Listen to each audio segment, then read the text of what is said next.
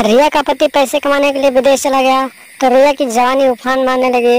और फिर एक दिन रिया का नंदोई उसके घर आया तो फिर रिया ने अपने नंदोई के साथ 162 वाला प्रोग्राम शुरू कर दिया। नमस्कार दोस्तों, एशियन क्राइम अफेयर चैनल में आप सभी प्यारे दर्शकों का स्वागत है।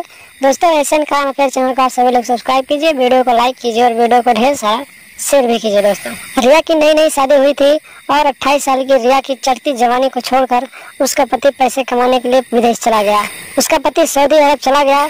जब रिया का पति 1-1.5 साल तक घर नहीं आया तो रिया की जवानी उफान मारने लगी और फिर वो किसी न किसी नए मर्द की तलाश करने लगी।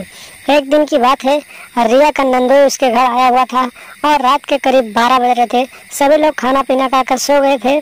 करीब रात के 12 बजे रिया अपने कमरे से उठी और अपने नंदोई के कमरे में जा पहुंची और फिर उसका नंदोई अकेले लेटा हुआ था तो फिर रिया उसके चादर में घुस गई और फिर अपने नंदोई के पप्पू के साथ खेलने लगी। और देखते ही देखते रिया का नंदोई जो था उसका पप्पू एकदम से नहा धोकर खड़ा हो गया और फिर रिया की गुफा में जाने के लिए तैयार हो गया। और देखते ही देखते रिया ने अपने नंदोई के पप्पू को अपनी गुफा में एंट्री करवा लिया और फिर जोर जोर से 162 करवाने लगे।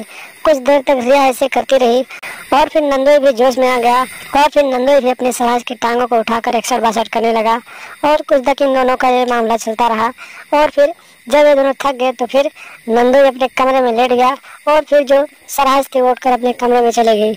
इसी तरह नंदोई जो था 5 दिनों तक अपने ससुराल था तो रिया अपने नंदोई के साथ 5 दिनों तक 162 करवाती रही।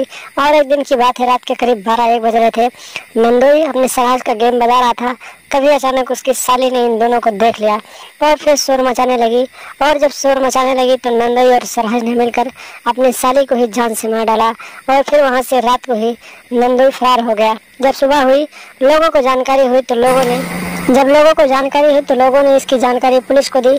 मौके पर पुलिस पहुंच गई और फिर लाश को कब्जे में लेकर छानबीन करने लगी।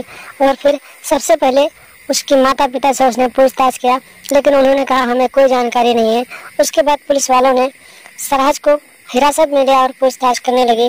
और फिर उसने जब बयान बदलना शुरू किया तो पुलिस वाले को शक हो गया और फिर पुलिस ने उसे थाने ले जाकर पूछताछ करना शुरू किया।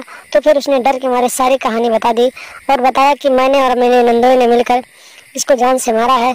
तो उसके स्टेटमेंट के तौर पर पुलिस वाले ने उसके नंदोई को हिरासत में लिया और फिर आगे की कार्रवाई के लिए जांच पड़ताल करने लगी।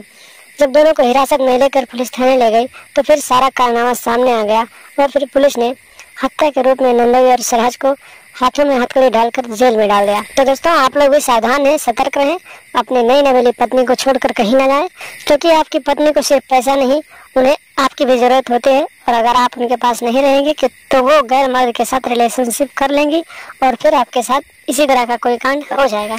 तो दोस्तों, सावधान रहें, सतर्क रहें और लगातार हमारे साथ बने रहें। हमारे चैनल को सब्सक्राइब कर लें और हमेशा देखते रहें एशियन क्राइम अफेयर।